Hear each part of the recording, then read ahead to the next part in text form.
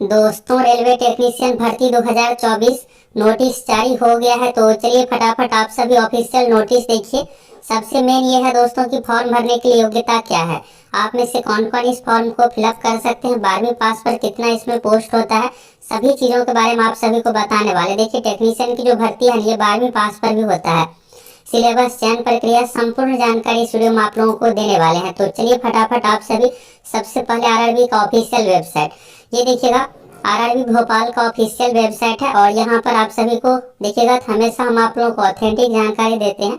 तो वेबसाइट पर देखिएगा तो यहाँ पर नोटिफिकेशन यानी नोटिस यहाँ पर जारी हो गया है। देखिएगा, सेंट्रलाइज नोटिफिकेशन नंबर 02/2024 है। 31 जनवरी 2024 आज के डेट का यहाँ पर है। तो चलिए इस नोटिस को डाउनलोड करते हैं। फिर इसके बाद आप लोगों को इसका सिलेबस क्या कुछ रहने वाला है, आप में से कौन कौन इस फॉर्म को फिलअप कर सकते हैं, 12वीं पास पर कितना क्या पोस्ट, सभी चीज़ों के बारे में आप सभी को इस वीडियो में क्लियर करने वाले हैं। तो चलिए दोस्तों, यहाँ से देखिएगा तो ये नोटिस डाउनलोड हो गया। अब चलिए यहाँ से सभी चीज़ों के बारे में एक करके आप सभी देखिए। और आप सभी सबसे पहले तो ये बताइए कि आप में से कौन कौन चाहते हैं कि आरआरबी एलपी का पोस्ट बढ़ना चाहिए, छात्रहित में बढ़ाया जाना चाहिए।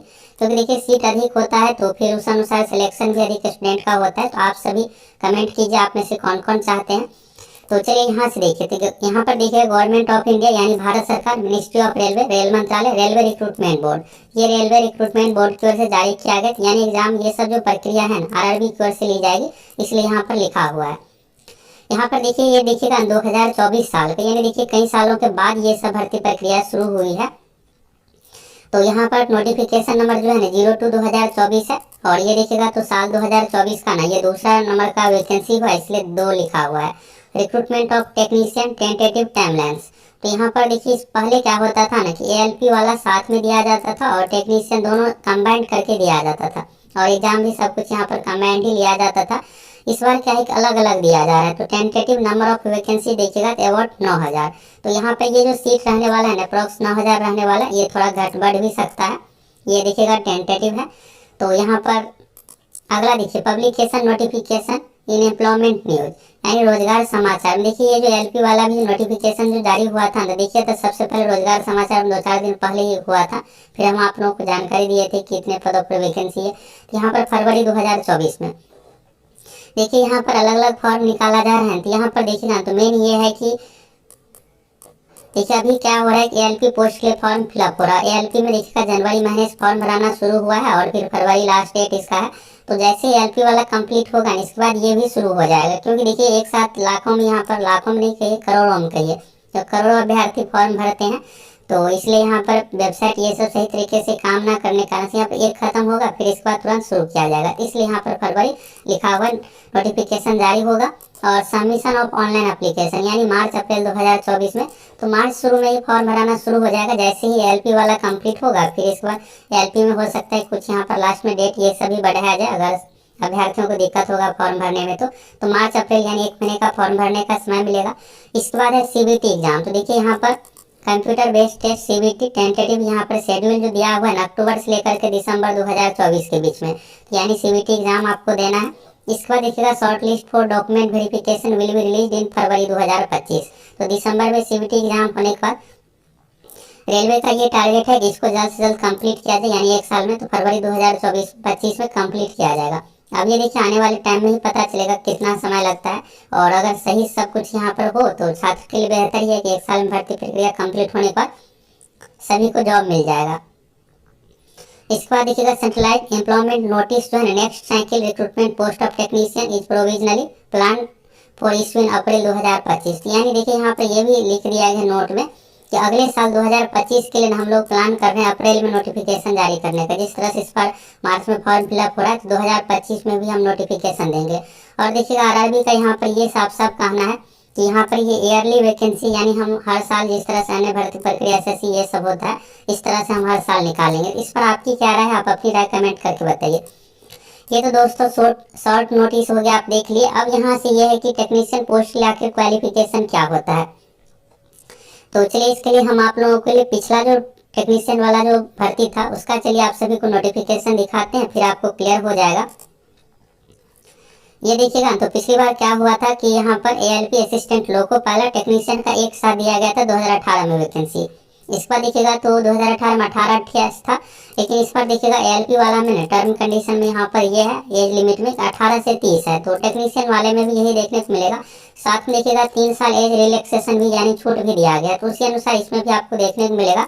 ये जो भी चीज़ें है, नेगेटिव मार्किंग भी एग्जाम में होता है। इसके बाद और अन्य चीज़ों के बारे में देखिएगा तो वैकेंसी पिछली बार क्या था, इस तरह से था, असिस्टेंट लोको पायलट का अलग और यहाँ पर टेक्नीशियन का अलग, लेकिन एक ही साथ नोटिफिकेशन जारी किया गया था। इस तरह से ये 26,502 सीट था, लेकिन बाद में ये सीट और बढ़ाया गया था, 60,000 प्लस सीट हो गया था। इसके बाद देखिएगा यहाँ पर एज लिमिट के बारे में, तो यहाँ पर ये क्लियर हो ही गया कि अभी जो एएलपी वाला में जो 18-30 का एज लिमिट है और प्लस 3 साल एज रिलैक्सेशन, वही इसमें भी आपको देखने को मिलेगा। इसमें बहुत ज़्यादा बदलाव नहीं होने की उम्मीद है। बाकी फुल नोटिफिकेशन आएगा तो क्लियर हो जाएगा। एग्जामिनेशन फी 500 रुपये यहाँ पर ये सब चीज़ें रखा गया था, इस बार भी यही चीज़ें आपको देखने को मिलेगा। इस बार देखिएगा दोस्तों, इसमें कुछ ऐसे पोस्ट होते हैं ना, देखिए 12वीं लेवल पर कौन कौन सा पोस्ट होता है। देखिए पिछली बार जो नोटिफिकेशन था तो इसमें देखिएगा ये जो है ना technician grade 3rd signal SNT, इसमें देखिएगा क्वालिफिकेशन क्या है, मैट्रिकुलेशन या ITI होना चाहिए, या फिर यहाँ पर देखिएगा मैट्रिकुलेशन या अप्रेंटिस संबंधित होना चाहिए। और में यहाँ पर देखिएगा 10+2 विथ फिजिक्स एंड मैथ, यानी अगर आप 12वीं साइंस से किए हुए हैं ना तो भी आप इस पोस्ट के लिए एलिजिबल हैं। तो यानी टेक्नीशियन वाला देखिएगा तो ऐसा पोस्ट होता है जो 12वीं वालों को भी अलाउ करता है। बाकी एएलपी में देखिएगा तो पूरी तरह ITI संबंधित या फिर डिप्लोमा ये सब चीज़ें मांगा जाता है। इसके बाद फिर से देखिएगा यहाँ पर एसएनटी तो 10+2 विथ फिजिक्स एंड मैथ, यानी इसमें भी देखिएगा 12वीं वाला अलाउ था। पिछली बार क्या था कि टोटल देखिएगा 60,000 प्लस सीट में से लगभग 6,000 सीट ये दोनों पोस्ट से संबंधित था। तो यानी इसमें देखिएगा ना अच्छा खासा सीट रहता है, ये नहीं कि कम रहता है। बाकी और जो भी पोस्ट देखिएगा ना तो सभी में यहाँ पर देखिएगा तो ITI संबंधित है। जो भी यहाँ पर जैसे इलेक्ट्रिकल हो गया तो NCVT ITI में आपको ये सब चीज़ें होना चाहिए। ये जो भी आपको दिख रहा है ना ये सब टेक्नीशियन संबंधित है। और इसमें देखिएगा तो 100 अलग अलग तरह का पोस्ट होता है विभाग में, जैसे मैकेनिकल तो मैकेनिकल काम काज, यहाँ पर इलेक्ट्रिकल वाला तो इलेक्ट्रिकल। अब देखिए असिस्टेंट लोको पायलट का ये पिछली बार का क्वालिफिकेशन है, ये हो गया। इस बार यहाँ से टेक्नीशियन का शुरू है, तो ये यहाँ से आपको क्लियर हो गया कि टेक्नीशियन में 12वीं लेवल पर भी पोस्ट होता है। अब देखिए इस बार कितना क्या रहने वाला है, ये फुल नोटिफिकेशन आने के बाद क्लियर होगा। अब रही बात इसका एग्जाम का पैटर्न क्या कुछ रहने वाला है, तो देखिए पिछली बार क्या था कि ये दोनों एक ही साथ नोटिफिकेशन जारी हुआ था। तो एएलपी टेक्नीशियन यानी जो पैटर्न था इसमें भी पैटर्न था, बस एएलपी में क्या होता है कि एक साइको वाला अलग से यहाँ पर चरण हो जाता है, जो कि देखिएगा यहाँ पे एक साइको टेस्ट अलग से। लेकिन टेक्नीशियन में क्या होता है कि CBT 1 CBT 2। तभी देखिए एएलपी वाला जो नोटिफिकेशन जारी हुआ है इसका आप एग्जाम पैटर्न देखिए, यही आपको टेक्नीशियन में भी देखने को मिलेगा। तो यहाँ से देखिएगा ना, चलिए यहाँ से आप रिक्रूटमेंट प्रोसेस देखिएगा। इसमें क्या है, first stage CBT 1 CBT 2 computer based aptitude test, ये जो है ना आपको यहाँ पर टेक्नीशियन के लिए नहीं देना पड़ेगा। इसका डॉक्यूमेंट वेरिफिकेशन मेडिकल होगा ही। तो देखिए टेक्नीशियन में क्या होता है कि मेडिकल थोड़ा आसान है, लेकिन ड्राइवर में क्या होता है एएलपी वाले में कि मेडिकल इसका टफ है, क्योंकि इसमें आपको सिग्नल से संबंधित खास करके आंख का अच्छे तरीके से चेकिंग किया जाता है कि सही तरीके से आपको दिखाई पड़ रहा है या नहीं। तो यानी इस 3 चरण से आपको गुजरना पड़ेगा, CBT 1 CBT 2। वैसे देखिएगा शेड्यूल में तो CBT 2 के बारे में नहीं कहा गया, बस यहाँ पर एग्जाम प्रक्रियाओं के बारे में है। तो CBT 2 लिया ही जाएगा, क्योंकि अभ्यर्थी करोड़ों में रहेंगे तो फिर एक एग्जाम से कैसे होगा। और वैसे सही भी है कि यहाँ पर CBT 1 यहाँ से देखिएगा एक तरह से स्क्रीनिंग टेस्ट, यानी यहाँ पर भीड़ को हटाने के लिए। तो यहाँ पर देखिए इस बार क्या है पैटर्न, CBT ड्यूरेशन 60 मिनट देखिएगा, 75 यहाँ पर मार्क्स है, 75 क्वेश्चन पूछा जाएगा मैथ और रीजनिंग से संबंधित मिला करके, जीके साइंस से। इसके बाद देखिएगा सेकेंड स्टेज CBT 2। तो CBT 2 में 2 पेपर होता है, पेपर 1 पेपर 2 पार्ट ए करके। पार्ट ए देखिएगा 90 minute 100 question, part B 60 minute 75 question. इसमें देखिए ट्रेड से संबंधित भी क्वेश्चन पूछा जाता है। जो भी आपका ट्रेड रहेगा उस अनुसार आपको सब्जेक्ट कॉम्बिनेशन रहेगा उस अनुसार रहेगा। बाकी 90 यहाँ पर देखिएगा 100 क्वेश्चन जो है ना ये आपका मेरिट वाला है, और यहाँ पर फिर ये पेपर 2 संबंधित यहाँ पर हो गया।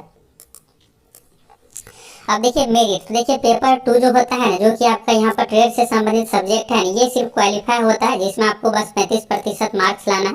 लेकिन ये देखिएगा उतना भी आसान नहीं होता, आपको अपना ट्रेड जो भी चीज़ें आपका कॉम्बिनेशन है, जैसे अगर आप हीटर से किए हुए या फिर इलेक्ट्रिकल से, उससे संबंधित आपका मैकेनिकल इलेक्ट्रिकल अलग अलग ट्रेड आएगा, तो ये आपको देख लेना है। और देखिएगा फाइनल मेरिट लिस्ट जो है पार्ट 1 में मार्क्स के आधार पर ही तैयार किया जाता है। देखिएगा यहाँ पर फर्दर स्टेज के लिए यानी रिक्रूटमेंट प्रोसेस में, तो यहाँ पर पार्ट 1 के मार्क्स के आधार पर। पार्ट 1 में क्या होता है, मैथ रीजनिंग जीके साइंस वाला पैटर्न है। यहाँ पर सिलेबस में देखिएगा तो पार्ट 1 में मैथ है, रीजनिंग है और बेसिक साइंस इंजीनियरिंग हो गया, इससे कम ही क्वेश्चन पूछा जाता है। पार्ट 2 में यहाँ पर देखिएगा जो भी आपका ट्रेड है, वेरियस ट्रेड यहाँ पर है, उस अनुसार आपका कॉम्बिनेशन। अब आपका कॉम्बिनेशन क्या होगा, तो इस तरह से देखिए एलपी वाला में है और टेक्नीशियन का जो फुल नोटिफिकेशन आएगा तो इसी तरह से रहेगा।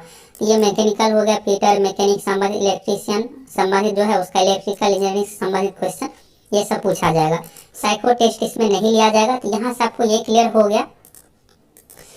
देखिए आप में से इस फॉर्म को कौन कौन फिलअप कर सकते हैं, योग्यता क्या कुछ इसमें रखा गया है, सिलेबस के बारे में भी आप सभी देख लिए, चयन प्रक्रिया के बारे में देख लिए, कुछ भी डाउट है ना तो आप सभी इस वीडियो को पूरा एक बार फिर से देख लीजिए। अगर आप पूरा नहीं देखें फिर डाउट आपका क्लियर हो जाएगा। और 12वीं पास पर कितना क्या पोस्ट होता है, कौन सा पोस्ट होता है टेक्नीशियन में, ये भी आपको क्लियर हो ही गया। देखिए टेक्नीशियन ही ऐसा एक पोस्ट है, इसमें देखिएगा एलपी वाले में क्या होता है कि ये फुली आईटीआई डिप्लोमा से संबंधित है, इसके लिए आपको स्पेशल डिग्री चाहिए। लेकिन टेक्नीशियन में 12वीं पास पर भी होता है। तो कौन कौन से पोस्ट होते हैं ये भी आपको क्लियर हो गया। अगर कुछ डाउट है तो आप सभी कमेंट करके पूछ सकते हैं।